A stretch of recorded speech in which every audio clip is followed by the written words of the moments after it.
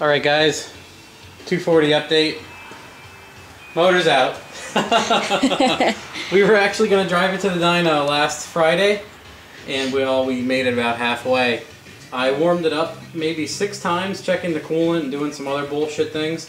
And it's funny, it was totally fine. And my neighbor comes over and I'm, gloating, check it out, blah, blah, blah. And I reach in and I hit the key and this fucking thing knocks, like a rod knocks like a beast.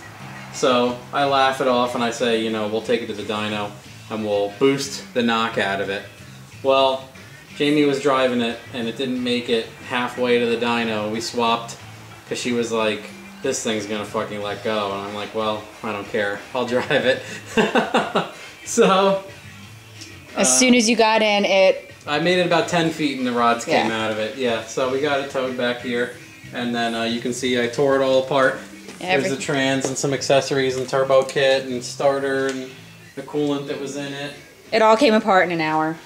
Yeah, I had it out real quick. It wasn't bad at all. And then these are the heads. I already got rid of the motor. The 482 of the rods were trashed. And honestly, what I think I did is I totally missed one of them to tighten. I didn't, look at this. People always say upgrade your rod bolts. Look at those motherfuckers. They're still on there. Look at how bad that bearing's trashed. But I honestly think that I didn't tighten one of the rod bolts enough and it just stripped the one out. Because look at this, it even broke the connecting rod end in half. And it jammed this one up in the bore and it dinked the head. You can see the valve marks and the head mark. And this guy too, it's funny, the rings and everything are fine. But it folded up all of this shit, it banged up the block and everything. All that stuff was salvageable. It did nick the cam a tiny bit, unfortunately. This is an LS1 cam, so can you, I don't know if you can see it. Yeah, see like you can see the nicks in the edges here, and even on the reluctor wheel, it might pick up like, oh yeah, it's got a mark right there in the crown. So that was only 50 bucks for my friend, so that's not a terrible loss at all. So I already scrapped the block and picked up another 5.3 from a friend already. So what I'm doing is I'm hammering the valve springs out. If you guys haven't seen that trick before, that's awesome. Instead of using a tool, you just take this guy and you fucking hammer it and all the keepers come flying out. You pull the valve spring out, and I'm throwing the valve springs in this 5.3, but come over here, this side.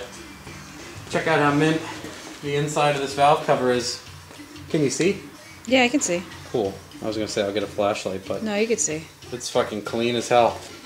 Look at the rockers. Look how clean the fucking rockers are.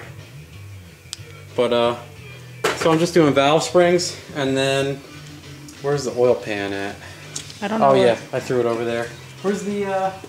I got the tube out here somewhere. I'll come over here. Oh, the tube that's laying in the box. Yeah. Where it's all smashed up. What it did is it hit the windage tray. I'll go grab that. But this oil pan has a crossover tube. So this was the back cylinders. It has a crossover tube where it feeds the oil to the front filter. So that took a hit. So my buddy ordered one. And then the windage tray got totally destroyed. I got it over here. I had to pry this bitch out. Take a look at that. Oh yeah. That shit's nice. But anyway, that's it for the 240 update. So hopefully all we did was nick the pan. I don't want to touch it, I'm all oily now. But down in there we just nicked the pan. Just nicked the pan. So my buddy will weld that shut. And then the tube and the windage tray only cost about 16 to 20 bucks a piece. So I ordered those, so they'll be here Friday. So hopefully I have it in and running by Friday Saturday night. At least doing burnouts this weekend, at least. Even if I'm busy with holiday shit, going nuts, I'll still have this in doing burnouts. So it's cool, it'll have valve springs, but it'll have stock cam and everything. And we went from a 4.8 now to a 5.3. Yeah, totally stock 5.3. So we'll see how it does stock cam and everything. I mean, my stock cam Fairmont's flew. So it'll be neat to see. But other than that, that's it for the 240.